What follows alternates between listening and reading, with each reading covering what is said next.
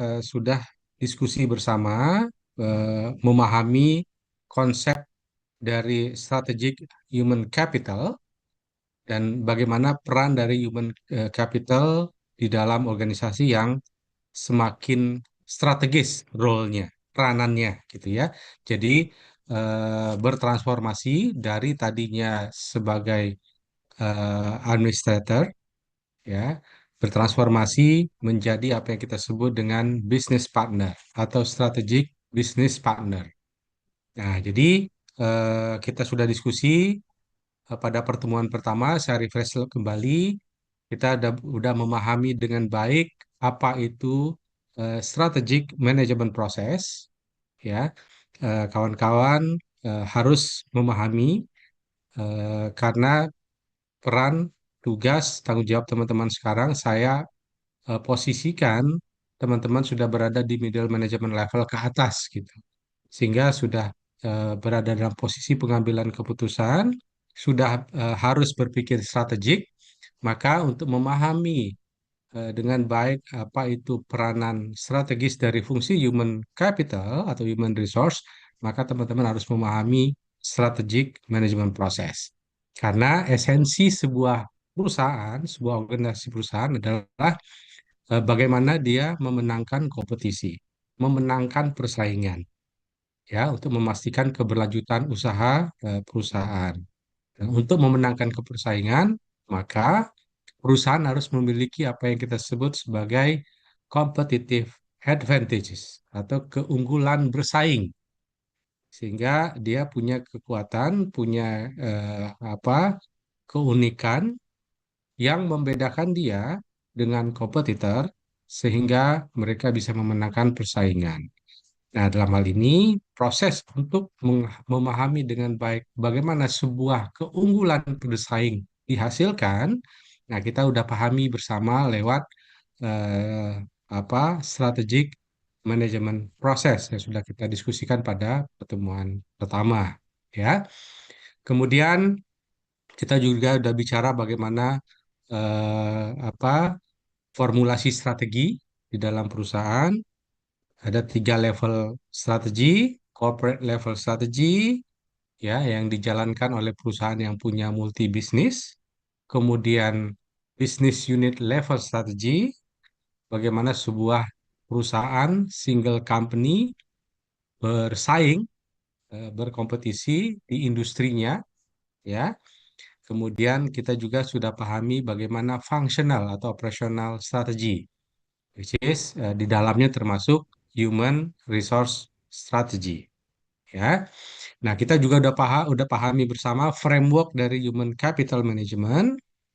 Kemudian kita juga bicara arsitektur human resource management dan terakhir kita juga secara overview sekilas sudah diskusikan juga pada minggu lalu apa fungsi-fungsi utama atau HR practices yang ada di dalam pengelolaan fungsi human capital.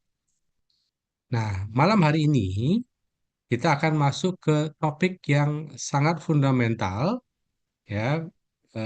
Bahkan saya bisa bilang ini sebagai jantungnya dari strategic HR, ya, yaitu bagaimana kita menyelaraskan strategi HR atau strategi human capital dengan strategi bisnis.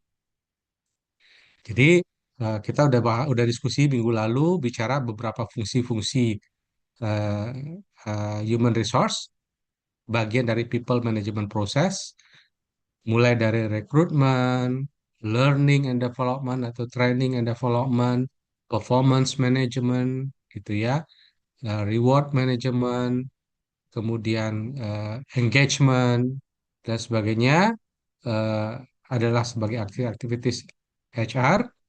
Nah, ketika organisasi tumbuh, ketika Belok kanan ke jalan perusahaan Taman tumbuh, Andriani, lalu belok kiri ke jalan Adelia. Anjar, tolong itu bocor, Anjar, Anjar, Ya, Prof. bocor, bocor tadi, tolong di mute ya. Oke, oke. Nah jadi apa? Ketika organisasi tumbuh, makin jelas bahwa aktivitas-aktivitas people management proses tadi itu tidak boleh berdiri sendiri. Semuanya harus bergerak ke arah bisnis. Nah, tentunya pertanyaan kuncinya adalah bagaimana kita memastikan bahwa strategi HR itu benar-benar mendukung strategi bisnis yang ditetapkan perusahaan. Bagaimana kita memastikan bahwa keputusan-keputusan terkait dengan people, dengan talent, dengan desain organisasi, dengan resources, dengan capability, dan manajemen kinerja atau performance management itu betul-betul searah atau selaras dengan arah bisnis. Nah, itu yang kita akan fokus diskusikan malam hari ini. Kita akan bicara bagaimana alignment, pilihan-pilihan strategi yang ditetapkan atau diterapkan oleh perusahaan itu berimplikasi kepada keputusan atau strategi HR yang berbeda. Ya, jadi nanti kita akan lihat bahwa ternyata bahwa setiap strategi HR tidak bisa dijalankan linear standar gitu ya, tapi harus dijalankan sesuai dengan pilihan strategi bisnis yang diterapkan atau dijalankan oleh perusahaan.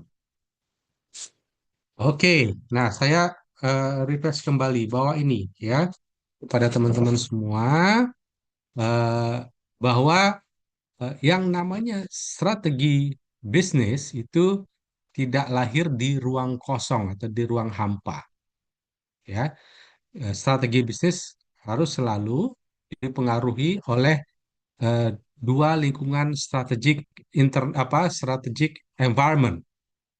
Pertama adalah kondisi eksternal environment atau eksternal lingkungan eksternal, baik itu berupa landscape bisnis, baik itu tingkat kompetisi, baik itu perkembangan teknologi, baik itu perubahan regulasi pemerintah, maupun perubahan perilaku konsumen. Nah, ini menjadi bahan faktor-faktor eksternal yang akan mempengaruhi pilihan strategi bisnis.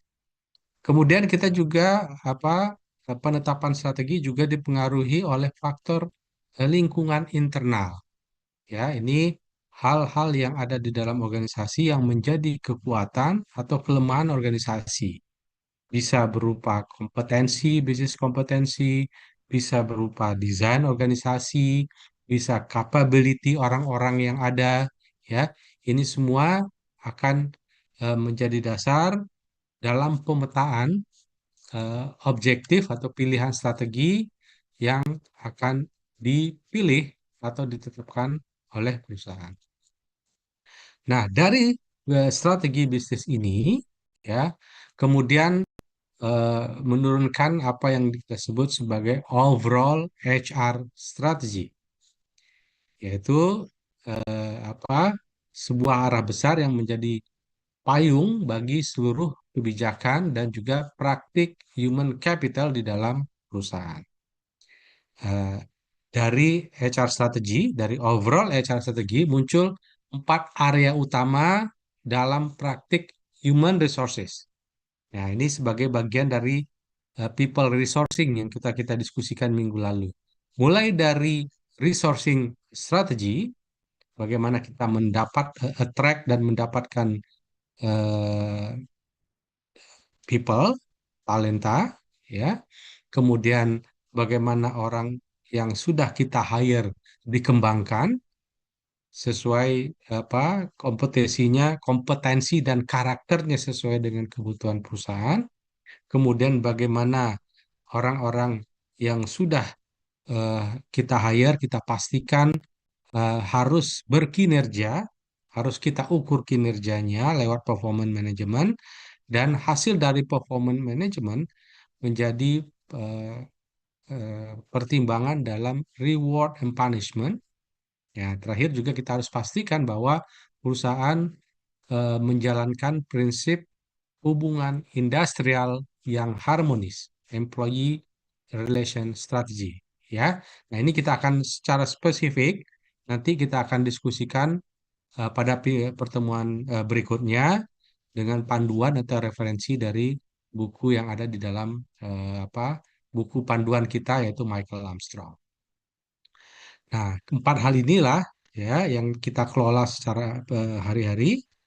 Nah, eh, penekanannya adalah bahwa semua people management proses ini, mulai dari resourcing strategi sampai ke employee eh, relation strategy, ya, eh, apa eh, yang setiap hari dikelola oleh fungsi human resource itu tidak boleh berjalan sendiri-sendiri. Fungsi-fungsi ini harus terhubung dan semuanya harus mengikuti arah strategi bisnis yang ditetapkan oleh perusahaan. Jadi semua harus sejalan dengan bisnis strategi yang sudah ditetapkan, gitu ya. Nah, jadi teman-teman kita bicara tentang alignment, bicara tentang keselarasan. Alignment berarti setiap keputusan mulai dari saat kita merekrut,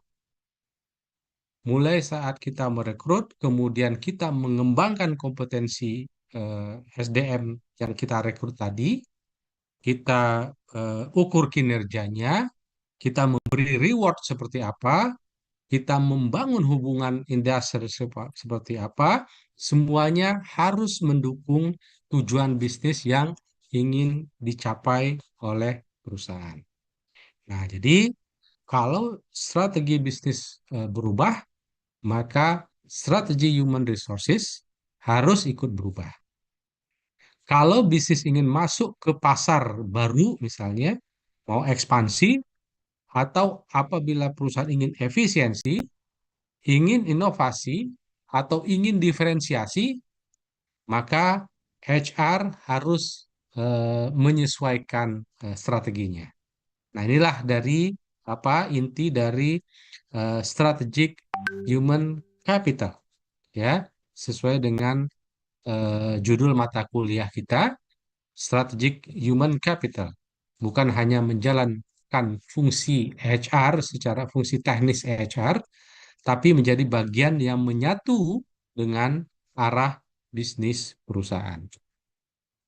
Oke, sekarang kita lanjut bagaimana hubungan antara strategi bisnis dengan strategi HR. Kita akan melihat bagaimana pilihan-pilihan strategi bisnis itu akan berimplikasi kepada strategi HR yang berbeda. Tapi sebelum itu, saya mau ajak teman-teman untuk melihat bagaimana sebuah eh, eh,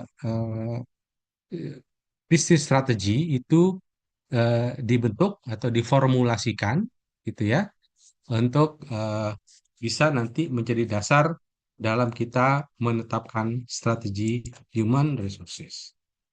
Oke, teman-teman, eh, di sini terlihat bahwa eh, proses strategi itu bukan sesuatu yang linier atau sederhana, ya, tapi terdiri dari 5 fase yang saling terhubung satu sama lain. Ya, pertama, ya, kita eh, awali dengan mengembangkan strategic vision. Jadi di sini eh, apa perusahaan ini mau dibawa kemana? Ya, sebelum kita menentukan strategi, kita harus punya strategic vision kemana perusahaan ini kita bawa. Apa arah besar dari perusahaan kita pada 3 atau 5 tahun ke depan, gitu ya. Nah, setelah kita menetapkan strategic vision, eh, kita tetapkan setting objektif. Setelah tahu kemana akan pergi perusahaan kita, ya, perusahaan perlu menentukan tujuan yang lebih spesifik, yang lebih terukur dan lebih realistis. gitu ya. Nah, ini biasanya annually, tahunan ya, termasuk quarterly yang ditetapkan dengan tujuan-tujuan yang lebih spesifik, terukur dan realistis. Kemudian setelah kita setting objektif, ya, barulah kita memasuki atau menyusun eh, cara untuk mencapai visi dan objektif tersebut. Ya, nah disinilah kita bentuk apa strategi formulation. Disinilah bagaimana strategi bisnis itu terbentuk. Ya, crafting strategi. Kemudian berikutnya adalah fase eksekusi, implementing and executing the strategy. Ya, banyak perusahaan itu jago membuat strategi, ya, tapi sebetulnya tantangan sesungguhnya justru ada pada eksekusinya. Nah, disinilah nanti peran dari fungsi human capital bersama dengan fungsi-fungsi lain menjadi sangat penting. Nah, terakhir, fase kelima adalah monitoring, evaluating, and making corrective adjustment. Dunia bisnis itu akan selalu berubah dengan cepat. Sehingga strategi itu tidak bisa dibiarkan berjalan sendiri. Harus terus dikaji, harus terus diukur, dan harus selalu disesuaikan. Nah, teman-teman, menarik kalau lihat-lihat kalau lihat di bagian bawah ada proses yang menunjukkan bahwa setiap fase itu bisa kembali direvisi. Ya, karena memang kenyataan di lapangan itu selalu berubah.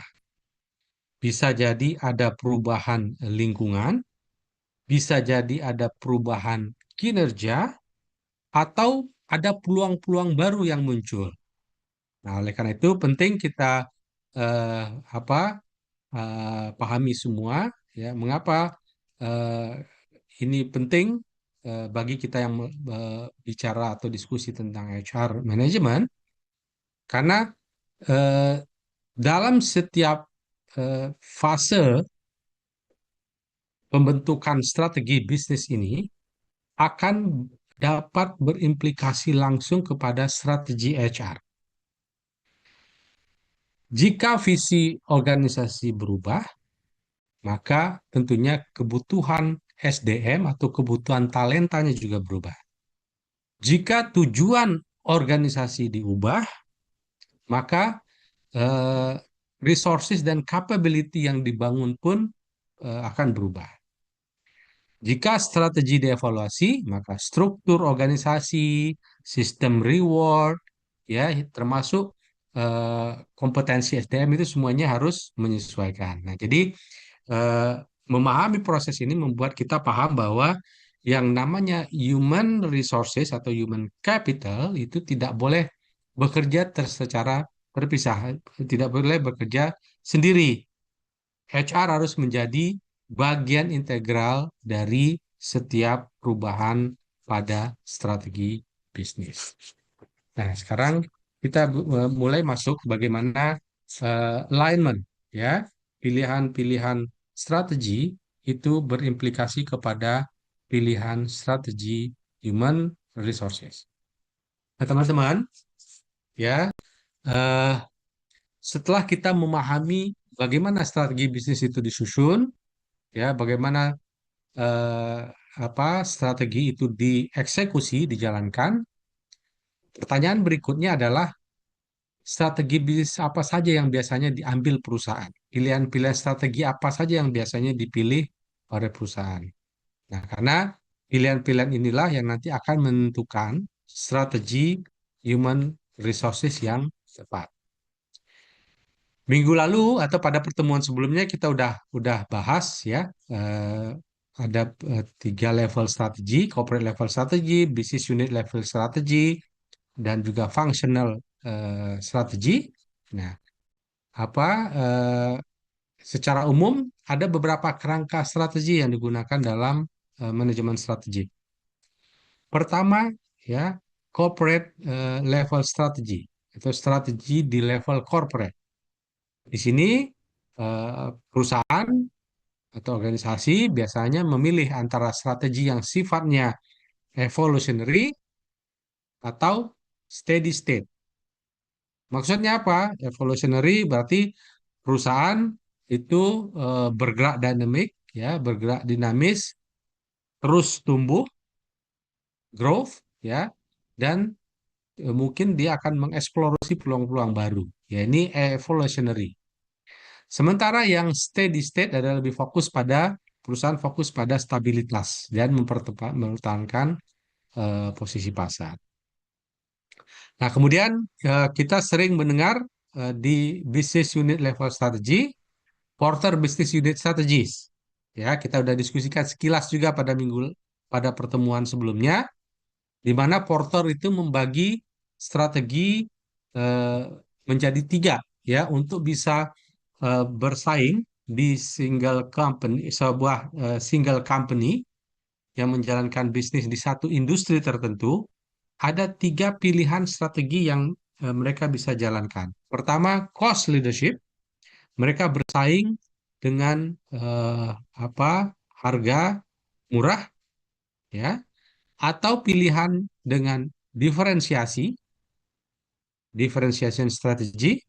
Mereka bersaing dengan eh, mengandalkan keunggulan, keunikan dari produk atau servicesnya, ya. Dan ketiga kita bicara tentang strategi fokus. Jadi cost leadership berarti perusahaan berkompetisi dengan menjadi pemain dengan biaya rendah. Diferensiasi berarti perusahaan bersaing dengan keunikan, baik itu kualitas, inovasi maupun services atau layanan. Dan fokus strategi itu menargetkan pada niche market, segmen pasar tertentu, ya, dengan keunggulan yang spesifik. Nah, ini kita akan bahas nanti detail, ya, bagaimana pilihan kalau perusahaan menjalankan strategi cost leadership, bagaimana strategi HR-nya. Kalau perusahaan menjalankan strategi diferensiasi, bagaimana strategi HR-nya, ya. Nah, kemudian selain Porter, ada juga kerangka strategi yang dikembangkan oleh Miles and Snow, ya. Miles and Snow sebetulnya ada empat juga, tapi yang terkenal dua, ya, strategi yang dikembangkan, Defender dan Prospector strategi. Defender itu perusahaan yang ingin mempertahankan pasar saat ini, ya, dan fokus pada efisiensi. Sementara perusahaan yang menjalankan strategi prospektor itu perusahaannya biasanya lebih agresif, ya, inovatif dan aktif untuk mencari eh, peluang-peluang baru, ya, new business creation, new business opportunity. Nah, semua kerangka strategi ini akan memberikan implikasi yang sangat berbeda terhadap kebutuhan SDM, kebutuhan talenta, akan berimplikasi berbeda terhadap struktur organisasi, akan berimplikasi berbeda terhadap sistem reward hingga kepada budaya kerja. Nah, karena itu kita tidak bisa menyusun strategi human capital tanpa memahami strategi bisnis yang dipilih oleh perusahaan. Nah, jadi nanti pada slide-slide berikutnya kita akan melihat bagaimana masing-masing strategi bisnis ini diterjemahkan ke dalam strategi HR. Ya, di sini kita akan eh, melihat bahwa tidak ada satu strategi HR yang cocok untuk semua organisasi. Ya, semuanya ditentukan oleh arah bisnisnya. Oke, kita akan masuk coba eh, satu, ya, dari strategi bisnis yang dikembangkan oleh Ford.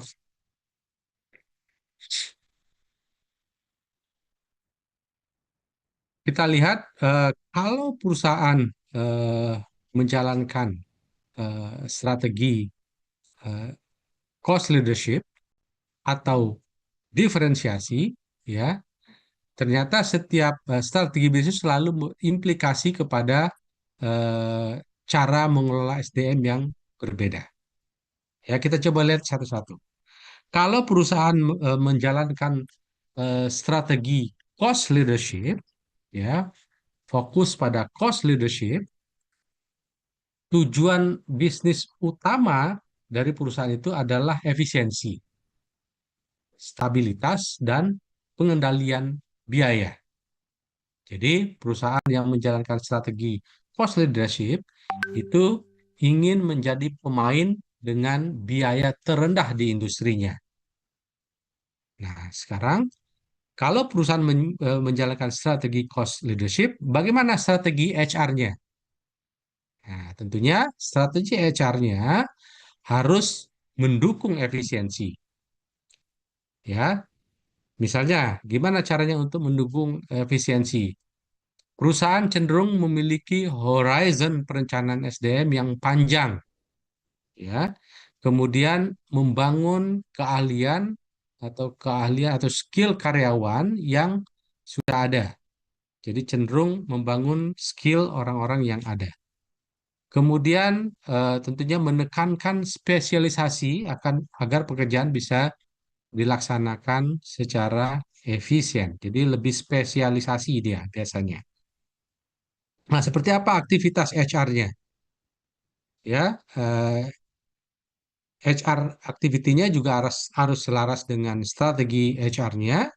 Ya, di antaranya adalah banyak melakukan internal promotion, promosi dari dalam, memberikan menyusun program-program atau melaksanakan program-program training yang ekstensif, yang kuat ya, dan eh, biasanya melakukan rekrutmen sangat spesifik ya, sesuai dengan kebutuhan kompetensi yang dibutuhkan oleh perusahaan. Ada yang bisa kasih contoh nggak kira-kira perusahaan di Indonesia yang menjalankan strategi cost leadership? Dia apa namanya, fokusnya adalah efisiensi, stabilitas dan pengendalian pengendalian biaya, dan cenderung menawarkan produk atau services atau bersaing dengan menawarkan produk dengan harga yang murah gitu. Ada bisa kasih contoh perusahaan Indonesia? Oil company, Pak Ogdar. Apa? Oil company, Oil perusahaan company, minyak. Iya, perusahaan minyak, perusahaan iya. minyak. Perusahaan minyak cenderung menjual harga murah. Dia mempertahankan ini sih apa operation cost-nya seefisien mungkin. Sevian mungkin. Oke, Iya. bisa, bisa. Oke, Hmm. ada yang menjual murah karena memproduksi massal karena keunggulan teknologi, ya, atau karena rantai pasoknya mereka dari hulu ke hilir. Misalnya Indofood, ya, Indofood itu menjalankan strategi cost leadership. Mereka fokus pada efisiensi proses produksi massal dalam industri makanan, ya. Nah, mereka punya bahan baku sendiri, ya, perusahaan sendiri yang menjadi dalam ekosistem mereka. Atau kalau di ini Indomaret, Alfamart, nah itu juga menjalankan strategi cost leadership. Mereka fokus pada efisiensi operasional, fokus pada standarisasi proses, gitu ya, dan juga pengendalian biaya. Di maskapai penerbangan, ya, AirAsia, Citylink, Lion Air itu termasuk model bisnis yang perusahaan yang menjalankan cost leadership, model bisnis berbiaya rendah eh, dengan efisiensi tinggi pada seluruh proses operasional. Jadi mereka mungkin tadi untuk lebih efisien ada beberapa layanan-layanan tertentu yang tidak yang dihilangkan lah istilahnya. Ya, itu eh, perusahaan yang menjalankan cost leadership. Ya. Sementara perusahaan yang menjalankan strategi diferensiasi itu mereka menekankan pada growth, menekankan pada pertumbuhan, pada inovasi, pada desentralisasi, ya. Jadi kemampuan untuk menawarkan sesuatu yang unik kepada pelanggan. Nah, kalau perusahaan menjalankan strategi ini, strategi diferensiasi, ya, yang menekankan pada pertumbuhan, inovasi, dan kemampuan menawarkan sesuatu yang unik, keunikan produk atau servicesnya, maka seperti apa HR strateginya? Nah, HR strateginya biasanya lebih fleksibel. Horizon perencanaan SDM-nya lebih pendek, ya, karena memang eh, dinamika atau perubahan yang akan sangat cepat, ya, sehingga eh, perencanaan SDM-nya eh, short term juga, ya. Kemudian eh, biasanya perusahaan yang menjalankan strategi diferensiasi itu lebih banyak mencari talenta-talenta atau SDM dari luar, karena memang orientasi mereka adalah mereka ingin mendapatkan kompetensi-kompetensi baru, gitu ya. Nah, kemudian eh, apa eh, pekerjaan dan peran ini dirancang lebih fleksibel, ya. Kemudian training itu biasanya lebih difokuskan pada upaya untuk broad competencies, untuk kompetensi yang lebih luas, ya, sehingga karyawan itu bisa berinovasi atau ber apa namanya, beradaptasi. Nah, kalau di Indonesia eh, ada contoh nggak, teman-teman? Ada bisa kasih contoh nggak perusahaan yang menjalankan strategi diferensiasi? Keunikan, ya, keunikan produk. Kalau global misalnya Apple, ya, Apple itu menjalankan strategi diferensiasi. Mereka diferensiasi berbasis inovasi, ya, desain dan juga eh, apa namanya, user experience, ya, dan biasanya juga dengan harga yang premium. Jadi mereka berani menjual dengan harga premium karena keunikan-keunikan produk yang mereka apa namanya, eh, tawarkan. Tesla, ya, ini juga perusahaan yang menjalankan strategi diferensiasi. Mereka diferensiasi melalui teknologi baterai, ya, software, dan juga inovasi kendaraan listrik. Kalau di Indonesia, contohnya apa, teman-teman, yang menjalankan strategi diferensiasi? Gojek, Traveloka, Pak. Gojek, Gojek, Traveloka. Gojek itu menekankan inovasi teknologi, gitu ya. Eh, apa User experience dan juga layanan-layanan yang unik. Traveloka tadi juga. Garuda Indonesia.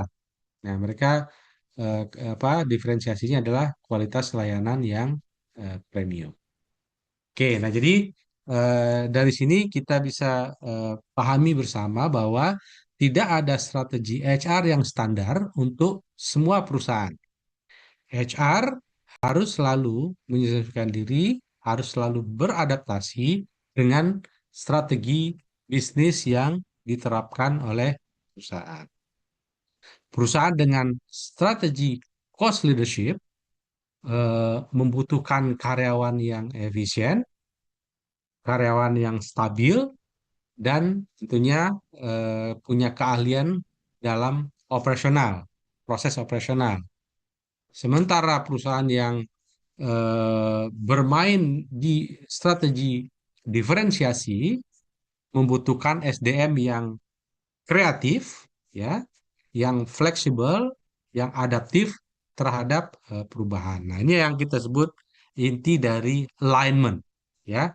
HR itu kembali bukan hanya sekedar fungsi administratif, tetapi bagian dari mesin strategi organisasi perusahaan.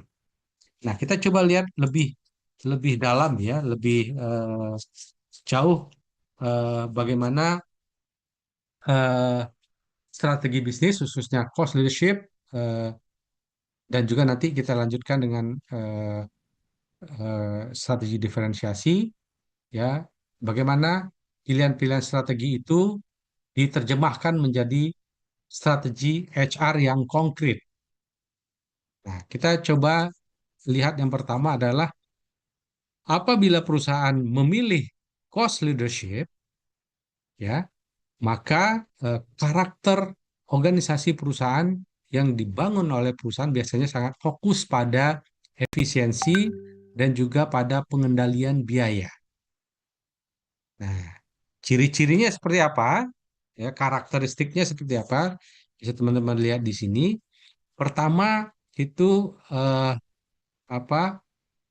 Biasanya perusahaan yang menjalankan strategi cost leadership itu memiliki investasi modal yang kuat dan mengandalkan proses produksi atau operasional yang terstandarisasi. Biasanya sudah ada standar operasionalnya, sudah ada rutin-rutinnya di dalam organisasi perusahaan. Atau proses produksinya sudah ada standarnya. Kemudian dari sisi tenaga kerja itu diawasi secara ketat. Ya, pengawasan ketat dilakukan dengan prosedur yang jelas, ya, dan kontrol biaya yang konsisten. Kemudian sistem distribusinya itu dirancang sedemikian rupa, supply chains-nya dirancang sedemikian akan lebih efisien dan ekonomis. Kemudian struktur organisasi dibuat sangat jelas, clear gitu, dengan job description yang rapi, yang jelas juga. Kemudian alur kerja itu terdefinisi dengan jelas. Kemudian produk itu didesain agar mudah dibuat dalam jumlah besar dengan biaya rendah. Biasanya produksi massal ya, karena mereka mengandalkan keunggulan dari sisi teknologi, sehingga mereka bisa memproduksi massal, sehingga produknya yang dihasilkan lebih efisien dan bisa dijual dengan harga yang kompetitif, harga yang rendah. Nah, kemudian eh, dengan karakter organisasi seperti ini, nah tentunya strategi HR-nya juga harus laras. Seperti apa strategi HR-nya? Pertama, HR harus memastikan efisiensi production. Jadi apa dengan memastikan efisiensi production, maka kompetensi utama karyawan adalah efisiensi. Kompetensi utama karyawan adalah eh, ketelitian, ya, dan juga kemampuan untuk mengikuti standar proses, ya. Itu diharapkan dari karyawan. Jadi ada standar proses, bisnis prosesnya standar. Nah, itu karyawan diharapkan kemampuan untuk bekerja dengan proses apa dengan standar bisnis proses tersebut. Kemudian job description itu dibuat dengan sangat eksplisit dan rinci, biasanya dengan sangat jelas, ya. Nah, karena ini dibuat harus sedemikian rupa supaya tidak terjadi pemborosan peran, ya, tidak load pekerjaannya secara jelas, ya, fair dan tidak ada pemborosan peran atau aktivitas yang tidak perlu. Kemudian work planning-nya juga harus detail dan terstruktur, ya. Setiap langkah dalam proses kerja itu direncanakan sedemikian rupa, ya, untuk efisiensi yang maksimal. Kemudian dari sisi rekrutmen, ya, dan learning atau pengembangan itu fokus pada eh, skill, teknis dan juga kemampuan job yang spesifik. Karena bisnis prosesnya standar ya, udah dijelaskan job description-nya dengan jelas. Nah, maka fokus rekrutmen orang mencari orang atau pengembangan orangnya, ya, fokus pada skill teknis dan kemampuan job yang spesifik.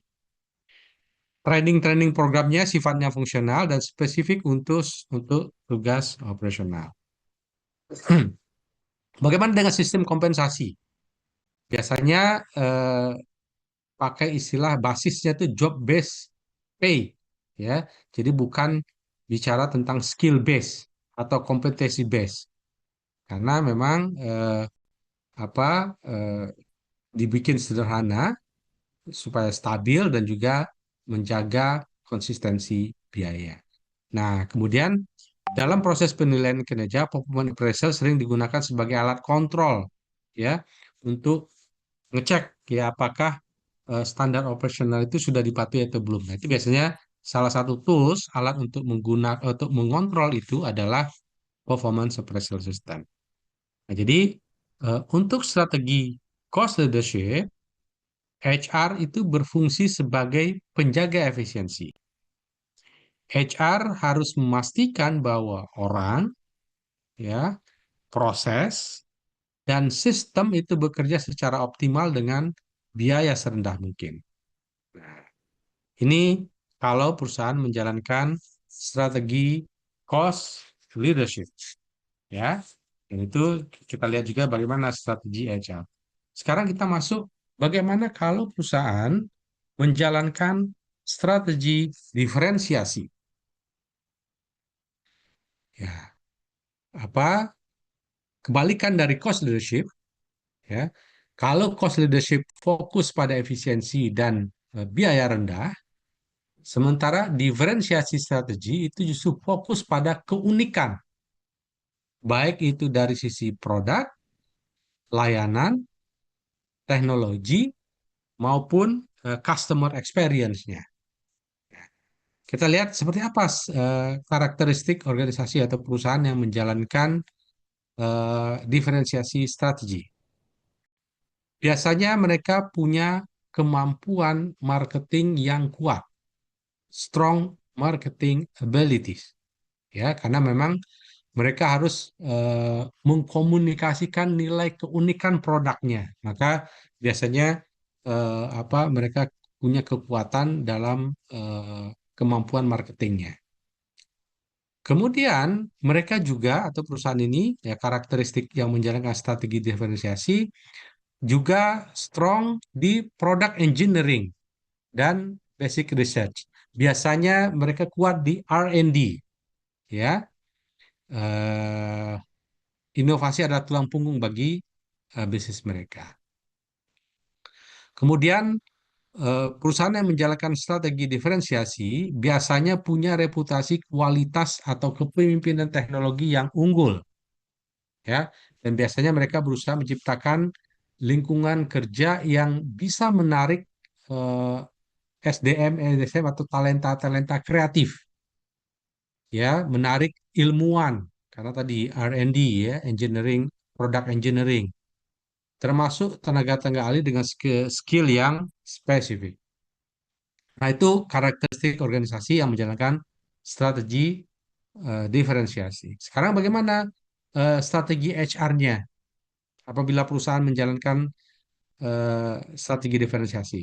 Pertama, HR harus menekankan inovasi dan fleksibilitas. Ya, biasanya job class atau grading itu dibuat lebih luas. Ya, karyawan biasanya diberi ruang untuk bergerak dan berkontribusi di banyak area. Ya, tidak hanya pada satu tugas yang terstruktur gitu. Ya, beda dengan tadi strategi cost leadership. Kemudian eh, bikin perencanaan kerja tidak seperti cost leadership yang sangat ketat. Nah, ini cenderung loose dia, tidak seketat cost leadership untuk memberi ruang kepada kreativitas memang, ya, diberi ruang untuk berkreativitas. Kemudian proses rekrutmen biasanya banyak dilakukan untuk hire orang-orang dari luar, ya, pro hire, karena perusahaan itu membutuhkan fresh ideas, ide-ide yang fresh dan kompetisi yang relevan dengan inovasi terbaru yang dibutuhkan perusahaan. Nah, learning atau training yang diberikan itu bersifat team based, ya, lebih berkolaboratif. Kalau tadi lebih spesifik, lebih teknis gitu, spesifik pekerjaan atau lebih technical atau functional. Kalau ini justru training-training yang membangun kolaboratif, bisa membangun tim yang kuat, ya, bukan sekedar skill fungsional, ya, karena biasanya yang namanya kreativitas atau inovasi itu muncul dari adanya kolaborasi. Nah, bagaimana dengan kompensasi? Kompensasi bersifat individual, biasanya ya ada pay performance-nya lebih besar, ya, variabel P-nya lebih besar, memberikan penghargaan pada kontribusi, pada kreativitas, ya, dan hasil kerja unik yang dibawa oleh masing-masing individu. Nah, tentunya pada saat kita, kalau tadi di cost leadership performance appraisal digunakan untuk alat kontrol, ngelihat apakah proses sudah dijalankan sesuai dengan SOP atau belum. Kalau ini performance appraisal digunakan untuk alat, bukan sebagai alat kontrol, ya, tetapi sebagai development tools. Jadi performance management atau performance appraisal digunakan untuk mengembangkan alat untuk mengembangkan potensi, ya, mendorong ide-ide baru dan juga mempercepat inovasi. Nah, jadi teman-teman, kalau tadi pada cost leadership HR berperan menjaga efisiensi,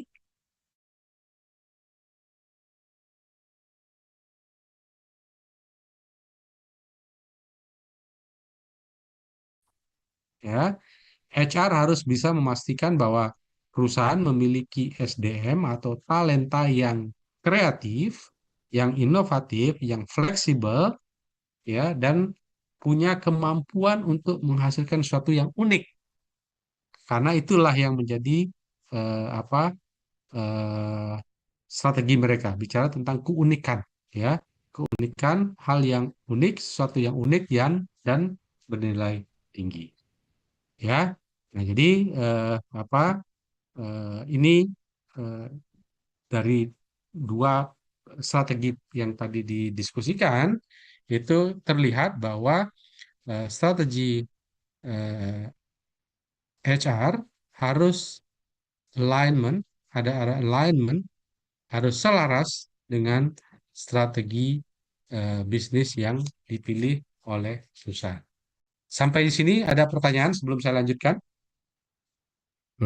Pak Ogdar nanya, Pak Silakan Ogdar. Agung.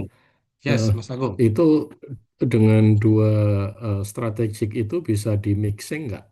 Iya. Ya, bagus. Mm, mm, Bagus pertanyaannya. Jadi ini memang dalam pelaksanaannya, ya, dalam kenyataannya tidak ada perusahaan yang betul-betul menjalankan eh, strategi diferensiasi. Ya, dia sama sekali tidak melaksanakan cost leadership, atau tidak ada perusahaan yang betul-betul menjalankan cost leadership tapi juga tidak menjalankan strategi diferensiasi. Jadi biasanya dominan yang mana gitu, Mas Agung. Jadi ada kemungkinan dikombinasi, ya, perusahaan menjalankan itu dengan kombinasi kalau ada diversifikasi produk atau sebagainya. Yang penting tadi mereka harus menonjolkan eh, keunggulan-keunggulan mereka, keunggulan kompetitif mereka. Kalau mereka punya teknologi, bisa memproduksi massal, ya, mereka bisa menjual produk dengan harga yang lebih murah karena eh, economic of scale, gitu, volume yang besar. Tapi di sisi lain bisa mereka juga eh, menjual karena keunikan-keunikan dari produk yang mereka hasilkan. Jadi bisa dimungkinkan kombinasi, Mas Agung. terima kasih, Pak Ogdar. Izin Silakan yang lain. bertanya, izin bertanya, Ya, Pak. ya, Kalau Nur bisa, ya Fitriani. terkait, Ya, ya Pak, terkait bisnis strategi ya Pak. Kalau jika ya, bisnis strateginya sering berubah, misalnya target ya. sellernya itu yang tidak konsisten Pak, bagaimana Hmm, seharusnya overall HR strategi merespon? Apakah HR ikut berubah juga, atau hmm, justru si HR harus menjadi angkor untuk menstabilkan organisasinya? bagus, bagus. Jadi praktis ini kalau kita bicara tentang strategi bisnis, tentu akan diikuti oleh alignment bukan hanya dari sisi HR, tapi semua fungsi, ya. Ini karena kita diskusi tentang HR, ya, kita harapkan semua fungsi nantinya tentunya semua fungsi harus ada alignment dengan strategi bisnis perusahaan. Pada saat kita bicara marketing, pada saat kita bicara operation, pada saat kita bicara finance. tentu harus ada keselarasan. Nah, fungsi HR itu berada dalam posisi untuk mengorkestrasi, ya, mengkoordinasikan supaya apa alignment semua fungsi di dalam organisasi dengan strategi bisnis itu terwujud. Nah, termasuk dengan tadi, dengan strategi marketingnya, Mbak eh, Nur Fitriani. Jadi Iya, pada Pak. saat pada saat perubahan bisnis cepat secara dinamik, maka semua harus bergerak cepat juga. Maka dibutuhkan, kalau ingat ya, kita diskusikan pada pertemuan pertama bahwa salah satu yang diharapkan dari apa SDM adalah pada saat strategi bisnis berubah, maka karyawan harus punya capability, which is di dalamnya adalah kemampuan untuk bisa beradaptasi dengan cepat. Jadi skillnya harus disesuaikan dengan cepat dengan perubahan strategi bisnis. Nah, jadi kalau seandainya bisnis strategi berubah, maka eh, tentunya keahlian-keahlian dari SDM yang dibutuhkan juga akan berubah. Nah, orang HR memfasilitasi untuk apa untuk dengan cepat merubah skill, knowledge, attitude yang dibutuhkan. Jadi misalnya nih, kemampuan tadi sales, marketing gitu ya. Nah, orang HR harus melihat, oh, dengan perubahan bisnis ini, orang sales kita harus jago nih presentasinya, misalnya ya. Orang salesnya harus termotivasi untuk ini nih. Oleh karena itu, skema insentifnya harus diperkuat nih. Nah, orang HR tuh ke sana tuh, gitu. Jadi dia memfasilitasi sehingga fungsi-fungsi lain di dalam organisasi itu bisa menjalankan tugas dan tanggung jawabnya alignment dengan strategi bisnis. Gitu, Mbak Nur Fitriani. Baik, Pak. Terima kasih, Pak. Oke, yang lain silakan. Izin bertanya, Pak, Yes, Mas Gianto. pada kondisi perusahaan yang sedang melakukan downsizing, Pak, Mm-mm. downsizing, Ya. namun beban tuntutan pekerjaan itu kan masih tetap ya. Jadi ada beberapa, dulunya mungkin di pekerjaan itu dilakukan oleh 2 orang, ya. Kemudian karena downsizing, pekerjaan jadi dilakukan oleh 1 orang. Nah, ini kan terkait dengan itu, ter- terkait dengan eh, apa namanya pengembangan karyawan ini, Pak. Jadi Mm-mm. mm, justru menurut saya yang dibutuhkan adalah external recruitment untuk bisa mendapatkan talenta-talenta yang lebih capable untuk mengerjakan 2 pekerjaan. Karena memang apa namanya proses development eh, internal itu mungkin memerlukan waktu yang lama itu. Hmm. Kalau strategi itu seperti apa, Pak ya? Yang Oke, oke, bagus, bagus, Mas Gianto.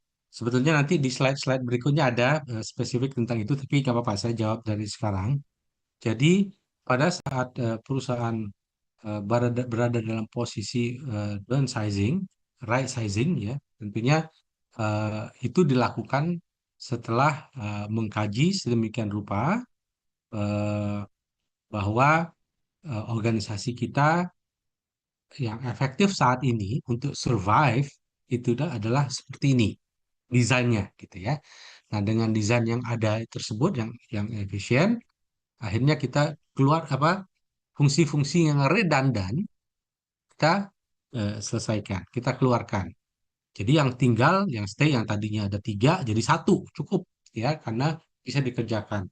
Atau dengan load atau dengan eh, apa tingkat eh, volume produk atau service yang kita jual, kayaknya cukup deh eh, orangnya segini gitu. Jadi itu dengan mempower plan ya, setelah dilakukan ini, kemudian akhirnya kita dapatlah ternyata jumlah orangnya cukup segini untuk survive, sehingga kelebihannya dianggap redundant, sehingga perlu di retrenchment.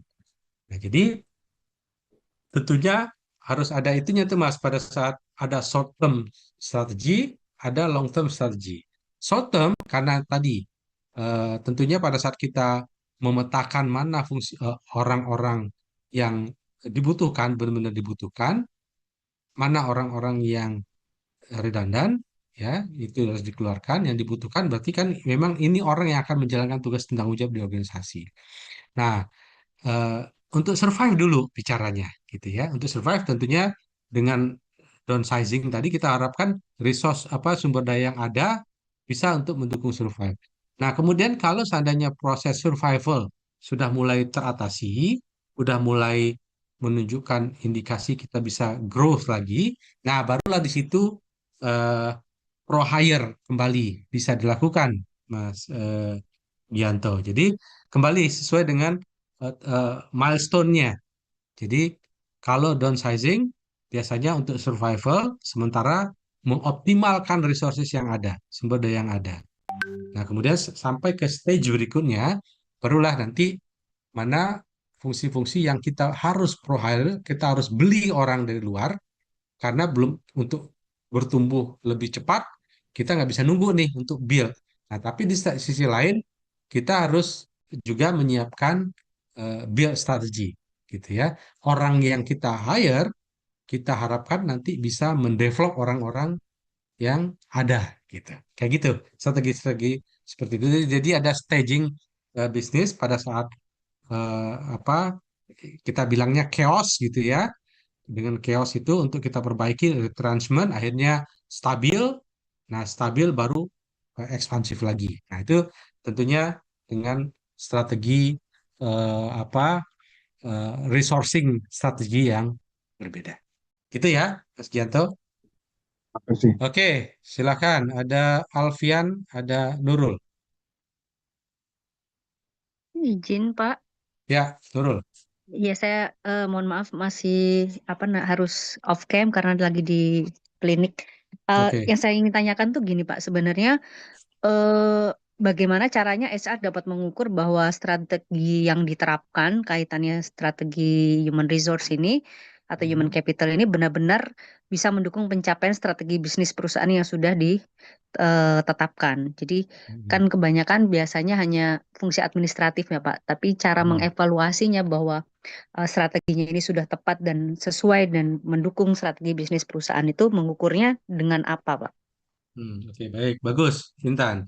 Jadi kunci pertama adalah shifting paradigm dulu, Intan. Orang HR-nya, ya, credibility orang HR-nya, HR credibility.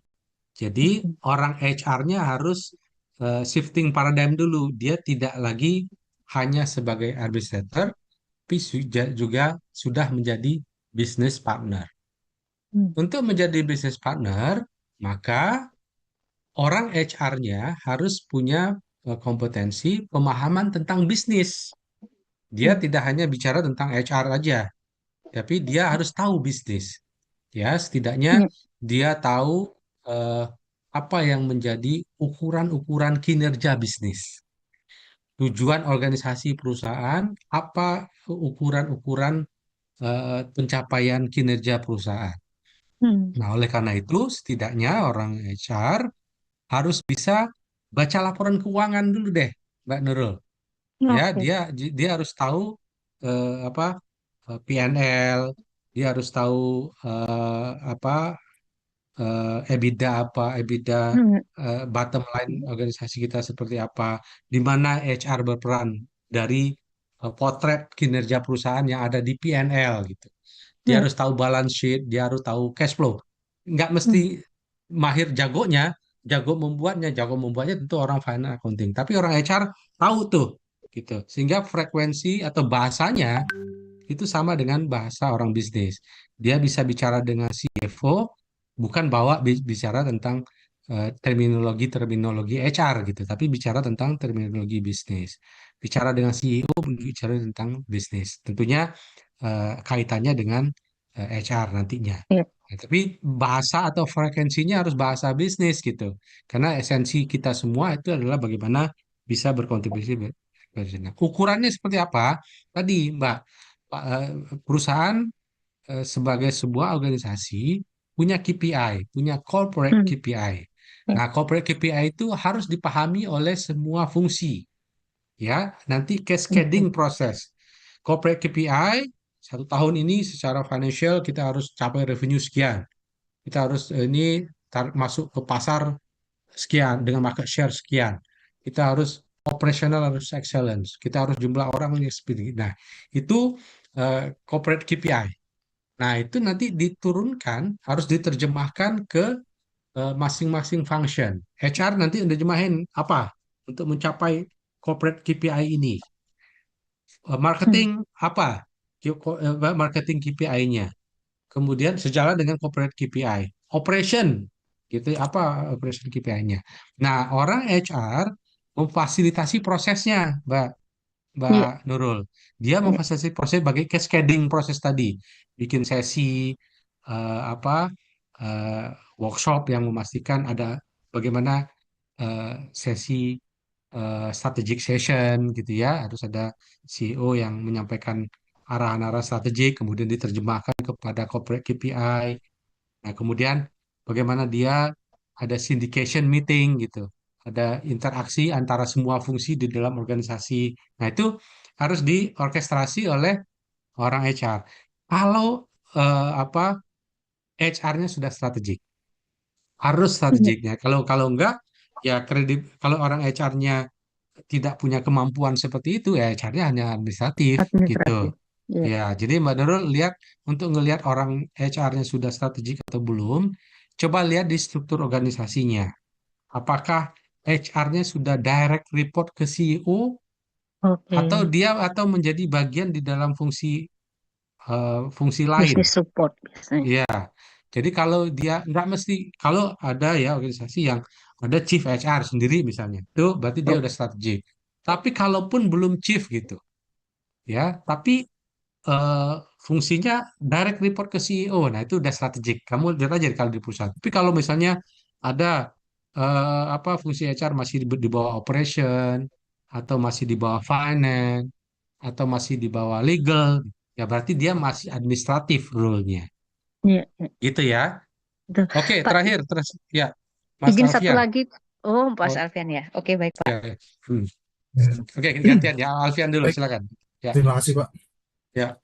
Saya kebetulan baca-baca Pak sebelumnya Pak, Hmm. di mana Hmm. ada riset di media sosial terkait human research di fenomena terkait corporate, di mana ketika leader resign, maka Hmm. sebagian besar anggota timnya juga ikut resign Pak. Hmm. Nah, dari sisi human capital atau human research, ini sebenarnya fenomena apa Pak yang hilang dari Hmm. perusahaan? Apakah Hmm. pemimpinnya atau Hmm. talenta karyawannya atau juga Hmm. kepercayaan karyawan terhadap perusahaannya, Pak. Karena Oke. ini kan apa namanya faktor yang banyak ditemuin lah di corporate itu sih, Pak. Hmm. Oke, bagus, Alfian. Itu semua ada fenomena terjadi, ya. Nah, itu biasanya terjadi karena sistemnya nggak kuat. Jadi kalau di organisasi itu ada apa sistem yang dibangun. Jadi semua orang berada di situ, dia istilahnya tuh employee experience, punya pengalaman eh, untuk setiap fase dalam organisasi itu yang dibangun, yang dikembangkan oleh organisasi bukan karena faktor leadernya. Leader satu hal, mereka punya apa influence untuk apa namanya dalam proses pelaksanaan, ya, tapi semua itu harus dibangun oleh sistem tata kelola, governance gitu. Ya, jadi kalau organisasi dibangun dengan sistem yang solid, yang kuat, ya, sehingga karyawan punya eh, employee experience yang tinggi, sehingga lebih engagement kepada organisasi gitu. Jadi employee engagement muncul karena mereka merasa bahwa purpose-nya ketemu. Ya, mereka datang ke perusahaan clear ada tujuan dia dan juga tujuan perusahaan itu ketemu gitu. Ada integrasi antara nilai-nilai yang dia miliki dengan nilai-nilai perusahaan itu ketemu, sehingga lebih passionate di situ. Nah, leader itu satu hal. Jadi eh, tentunya kalau seandainya leader berganti, kalau sistemnya sudah solid, sudah kuat, dan memang organisasi culture-nya memang berjalan dengan tadi, ketemu dengan purpose, dengan values karyawan, siapapun ini leadernya, ya biasanya karyawan juga akan apa tetap stay gitu. Tapi kalau seandainya tadi ya organisasi culture, tata kelola, governance tidak kuat dan karyawan merasa tidak feel at home ya sehingga nggak ada passion di situ. Nah, itu bisa jadi dominasi leadership itu lebih tinggi gitu.